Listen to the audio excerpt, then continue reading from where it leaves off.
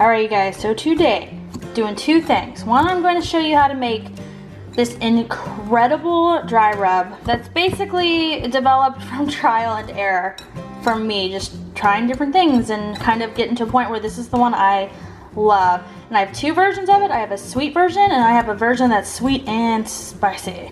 So I'm going to show you guys how to make this. This actually keeps for a while. And then in addition, if you are interested, I'm going to show you how I make my pork tenderloin. And pork has a tendency, it can dry out really easily. A lot of people are worried about cooking it. I know I used to be, but I'll show you the way that I do it. And again, this was trial and error. This was just me figuring out what worked, and my pork comes out so tender every time and I just love it. So I'm going to share that with you too if you're interested, so you can watch for just the dry rub or you can watch for both, but either way, let's go ahead and get started. Alright you guys, we are going to go through all the ingredients. There are a lot of ingredients and I'm going to show you the things that you're going to use for both the sweet and the sweet and spicy one. And I'm also not going to go through the amounts of each of these because I'm going to have it all in the written recipe that you can find a link to down below. Brown sugar, regular granulated sugar, coarsely ground black pepper, and some regular ground pepper,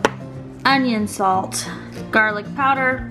Doesn't matter if it has parsley in it or not. I'm just running low on my normal kind, and the parsley is not going to hurt the flavor. Some coarsely ground kosher salt, ground ginger, dry mustard, paprika, ground thyme, and cayenne pepper, and some cumin. Yes, there you go. Then also, you are going to want to get a container that you can either seal or screw tightly shut, because you can keep the extra, and you will have extra with this recipe for about 2 to 3 months. Let's do it.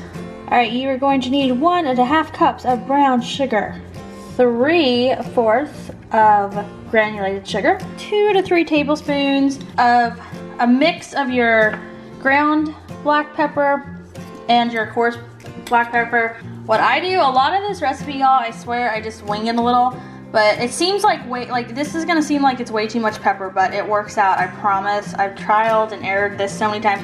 So I've got about a tablespoon there, a little less. Putting that in there. I'm going to do just a touch more. You can see, I don't know, that's probably about half a teaspoon. So I did about a tablespoon and half a teaspoon. And then I'm just going to take this and I just kind of do it visually. This is just to give it a little bit of a different kind of peppery. You're grinding it, but it still comes out thicker. That's it. That's all I do. So really, 1.5 to 2 tablespoons of pepper is what that ends up being. And if you don't have the other kind, using this is fine. Then you're going to use 2 tablespoons of this kosher salt. And if you see, it's real thick. So that helps because when it's salt's thicker like this, a little goes a long way. You can see I didn't quite fill it up, but put that in there. And again, I don't go to the top. This is only about 3/4. So really, it ends up being more like 1.5 tablespoons. I wrote my recipe down as 2 tablespoons, but I always end up going a little less. Now we're doing the ginger. You're gonna want 2 teaspoons of the ginger. About 4 teaspoons of your garlic powder. So now I'm gonna use onion salt. Onion salt's one of those weird things I had never really used before until this recipe and this one other recipe I used. But it's actually supposed to really enhance the flavor when you're cooking, and so I use it in my rub, and I love how this rub comes out, so I keep doing it. So you're gonna do about 4 teaspoons of this. Okay, about a tablespoon of dry mustard, about 1 teaspoon of your ground cumin. This adds a really good flavor, so I recommend not skipping this one. Even if you think you're not a cumin fan, I promise, because there's not that much, it works out really well in this rub. And I'm doing my ground thyme. And you can do, it's about 1/2 teaspoon for your paprika. I always just kind of do a big old sprinkling. It should be around 1/2 teaspoon to a teaspoon, but I just always kind of give it a good old shake over. Okay, and here's where it's gonna depend on your taste. So if you want to leave it like this one is more sweet. It still has a ton of flavor because you've added like the cumin and the paprika and things like that, but it's more sweet. If you want it to be kicked up a little bit, you're gonna add some cayenne pepper.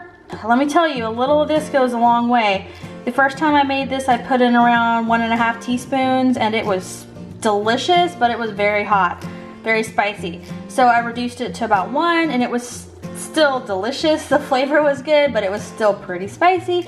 I reduced it to half, and it was still spicy. This stuff is powerful. So what I do now, and the kids prefer it, that my kids actually do like a lot of spicy foods. We're from Texas, so they're used to that, but they have limits. So if you want to just leave it like this, I call this my pork dry rub, my sweet pork dry rub. And when I add this to it, I call it my sweet and spicy, because it's still sweet, but it's spicy.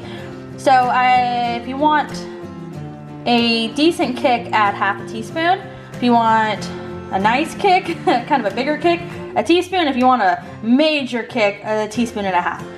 Or do none and have it be just sweet. So that is up to you. Sometimes what I do is I take this, mix it all together. I put half of it in a container as my sweet, and then I do this, and then I'll have both. I'll have my sweet and spicy one, and then I'll also have my just sweet. So it's up to you if you want to add this or not, okay? I'm gonna keep mine more sweet tonight. What I'm gonna do is add just a splash of it. Just a little tiny bit. It goes so far. I cannot even express to you guys. It always surprises me. So now you got this. Look at all that. All of that. Take a whisk.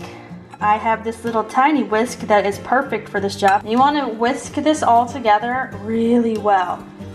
It's kind of hard with the brown sugar is so thick that you have to really work it together. Give it some little pounds here. I do that just, whoop, I just spilled some. Don't do that. Kind of work it harder than just whisking it so that all those little dry ingredients are getting really, really well mixed together. You just want this super mixed. You see how much this makes too? It makes so much. That's why you have to have some of it for storage. Look at that, it looks like sand. And I just cannot tell you guys, like, I was really intimidated about making anything involving pork. I don't eat a lot of pork. I never cook it. But my husband loves it, and so I really, and I know pork recipes, people have a hard time keeping them from getting drying out when they're cooking, and my pork tenderloin comes out so moist and juicy and delicious every time. It's just incredible. So at this point, you have got your dry rub. You can do whatever you want with it. This works on pork chops or pork tenderloin. Or heck, you could do this on a chicken if you wanted, but you've got this. So if you want to know how I keep going, how I actually do my pork tenderloin, you can keep watching. And if you just wanted the dry rub recipe, then we're done. We're going to end on a good note for you. Just store this in your little container. Like I said, it's going to keep for about 2 to 3 months. You'll be good to go. This will do, it'll do about 4, I'd say, like decent size pork tenderloins. Okay, so for those of you who are sticking around to see how I do my pork tenderloin and how I keep it so moist, let's move on to that. So the first thing you're gonna want is kind of a roasting type, it's not a true roasting pan, but a deep pan, all right? Like a deep seated pan like this. Okay, something that collects the juices of meat, blah, blah, blah. This is one of those, just basically, I think it's a 9 by 12. Take that bad boy, and then pull out your trusty foil. We're using a lot of foil. Do not be stingy with this foil, use a bunch. So I'm basically going into my pan and I'm making sure it comes up the sides. Look, I'm even tucking it kind of over. And it's coming up the inside walls too, but I still have pan left and I don't want that. So now I'm gonna go the other way. See how, look, I'm re-lapping on this side, getting another layer there. Making sure it's kind of covering my entire pan. Obviously I'm going to do it again to get this part. I'm actually doing one more layer lengthwise. So you have prepped your pan. You really don't need to spray this with any non-cooked cooking spray because there's going to be enough the natural juices and stuff in there that you don't really have a lot of trouble with it sticking. But if that's what you like to do, go ahead and do that now. Alright, this is my pork tenderloin of choice. There are 2 of these that come in this pouch. You get 2 of them. Kirkland brand, it's from Costco. I get this at Costco. And this feeds my whole family. Plus, I usually make both, and if we have leftovers, like a lot of leftovers, it's great. Alright guys, we're gonna use the power of a Ziploc baggie. So, please remember to always use safe food handling practices and have washed your hands after touching raw meat, blah, blah, blah. Don't be gross. So I'm gonna put literally, like, I have a big old oversized spoon. I'm putting heaping helpings of this in here. All right, I put 4 heaping helpings. Like, again, oversized. Here's my hand, the big old spoon. Now I put 1 of the pork tenderloins in there. I'm sure you can figure out the rest. Just wash my hands after I do that, even though I'm just touching the bag. Seal it up really good. Start going to town. We're wanting it to be really covered, like every little nook and cranny. I shake it up, I turn it around. You're covering it, coating it in this dry rub. Thoroughly covered. Deliciously covered pork tenderloin into that, and put your other one in the bag for its turn. Now I'm going to wash my hand before I put in more sugar. And again, I'm going with 4 heaping spoonfuls, oversized spoonfuls. What's left in the bag, and I just sprinkle it over it. And now that it's kind of got a coating, I kind of pick up some of it and I kind of pack it on there. See, you see how well coated it is? And because it's moist, like it's turning your dry rub, making it moist as well. Some people hate that word, moist. Sorry for that. So now that you have that done, and it's those places that it looks like it's where it's missing some, it's actually not. That's just where it has gotten darker from the dry rub soaking up the moisture from the meat. I kind of tuck up my sides a little. And now what I'm gonna do is I'm gonna set this in my fridge. You can set this overnight. I wouldn't do it any more than that. Overnight, you can set it for the day. Really, honestly, I've had it sit in the refrigerator for as little as 15 minutes and it still came out incredible. It's up to you, but I'm gonna set it in my fridge and let all the dry rub kind of soak in there, and then we're going to cook this. Preheat your oven for 325. And you can clean up your work area. While you're waiting, store the rest of your dry rub.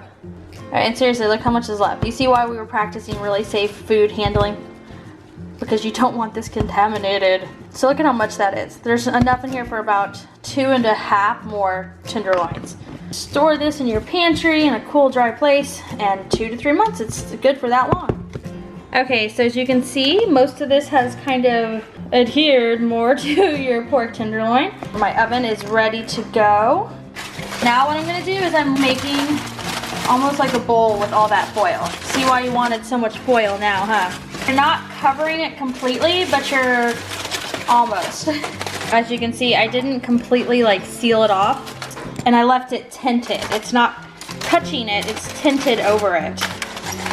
And this is gonna let it kind of keep some of the moisture and also kind of cooking its juices a little. Now you're gonna stick this into the oven for about an hour. Been about an hour. I pulled it out, and as you can see, it's kind of got its own little juices here. And so what you're gonna do is cut into your pork in a thick spot and just make sure it's cooked all the way through. It should be white. All right, guys, so mine needed about 30 more minutes, so I actually ended up cooking mine about an hour and a half, an hour and 40 minutes, and now it is perfect. And it is still so moist and tender and incredible. Look at this, I'll show you how easy it cuts. Whoa, it just goes right in. Perfectly cut.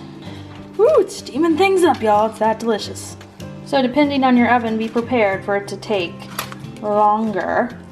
Take anywhere from an hour to 2 hours, honestly. When you serve it up, you can slice it up and add a little bit of the juice like on top of it. I like to serve this with something like broccoli or asparagus. Really hits the spot. Let me know if you try it. It's incredible, I promise. The leftovers hold up really well. Just eat them within a couple of days. Like I said already, I used to be scared of making stuff like this. Like I just felt really intimidated. Now I feel awesome about it.